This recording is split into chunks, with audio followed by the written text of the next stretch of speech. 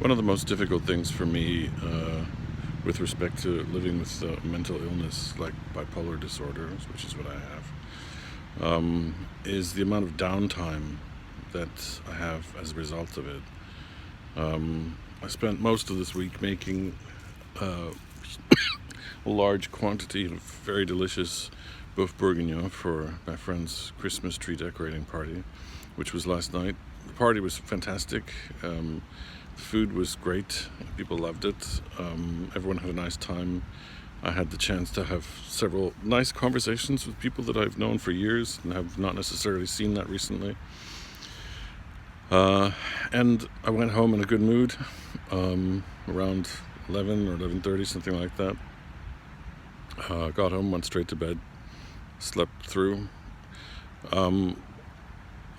It's hard to describe how tired I am after all of that. I feel like I've just been, I feel like I've just sat an exam or something, like a 5-hour exam. My mind is just totally fried. I'm totally spent mentally. I'm all talked out. I'm sort of, when you get tired to the extent that you get sort of emotional as a result of it, I'm like that right now. So I'm sort of like halfway between sleeping and crying just from exhaustion. And it's difficult to to accept that as a normal thing because everyone else sort of bounces back the next day. I see my friends and family doing much better in life than I am, and having successful careers and things like this, doing things with their talents and abilities and making opportunities for themselves, and I'm very happy for them all. Don't get me wrong, it's not that I'm happy for anyone, but it's that I feel frustrated that I'm not able to do those things myself. I feel like I've let myself down and let everyone else down by having this kind of disability. Of course, people will say, well, you shouldn't feel like that.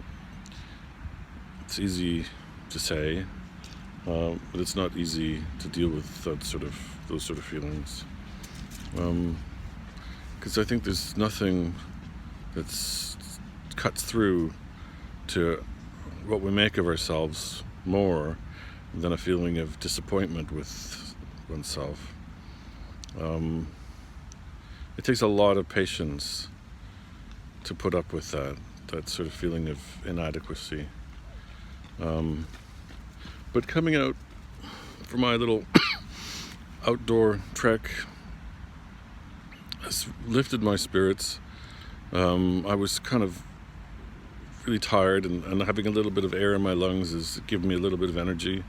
And I'm going to take it easy for the rest of the day because all I have to do really is clean a bunch of pots and pans and do some laundry. But this is what it's like, when you actually are living with a mental illness that won't go away, is that sometimes you just have to accept that today's a dud, today's like a write-off. And it's deeply frustrating and it's annoying, but to deny it makes it a bigger problem than it otherwise would be. Anyway, I'm glad that you're still with me. Thank you for watching, and I'll see you tomorrow.